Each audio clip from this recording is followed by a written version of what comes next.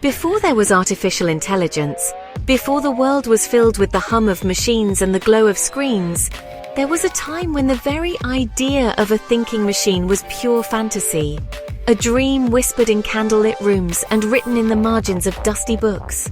Before computers whirred and glowed in every corner of our lives, before the digital age transformed the way we live, work and dream, there was a spark, a vision that would one day ignite a revolution.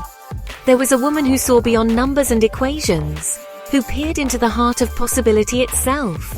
Her name was Ada Lovelace, and she dreamed in algorithms before anyone even spoke the word.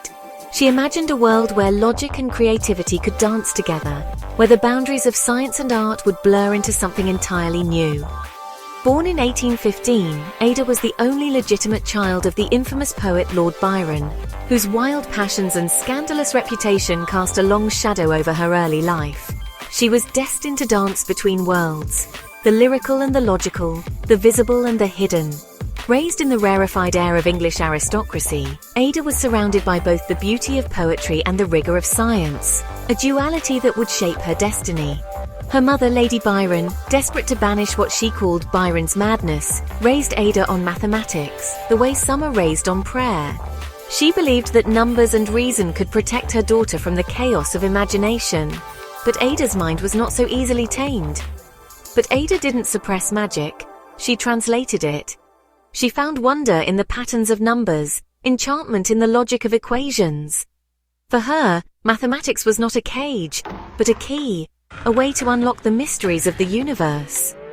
At just 17, Ada met Charles Babbage, a brilliant and eccentric inventor obsessed with building a machine no one had ever seen, the Analytical Engine.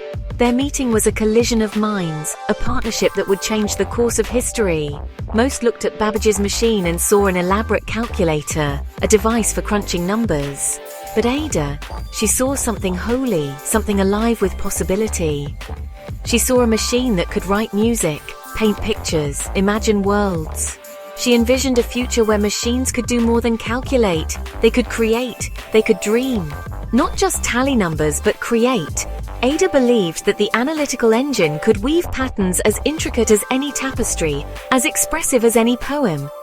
And so, Ada wrote what we now call the first computer program, not in zeros and ones, but in insight, in vision. She annotated Babbage's work with notes that were longer than the original text, describing how the machine could be instructed to perform complex tasks, how it could, in essence, follow a recipe for thought. In a language only she could feel, Ada wrote of loops and sequences, of instructions and possibilities. She imagined a future where machines would not just serve, but collaborate with the human mind. Ada believed machines could mirror the mind, not replace it. She saw them as partners in creativity, extensions of human thought, capable of amplifying our dreams rather than diminishing them. She called her work poetical science, a blend of reason and intuition, prophecy and precision. For Ada, science was not cold or mechanical. It was alive, mysterious, and full of wonder. This was more than code. It was a kind of divination. Ada saw herself as a visionary, peering into the future, glimpsing the shape of things to come. But Ada's story is also a tragedy. She died young at 36, her genius mostly ignored, her work dismissed for decades. The world was not yet ready for her vision, and her contributions faded into obscurity. Yet now, every time code springs to life, every time a new program is written, Ada's spirit lingers. Her legacy is woven into the very fabric of our digital world. Every time a machine dreams, every time a computer composes a song, solves a puzzle, or paints a picture, Ada's vision echoes through the circuits and code.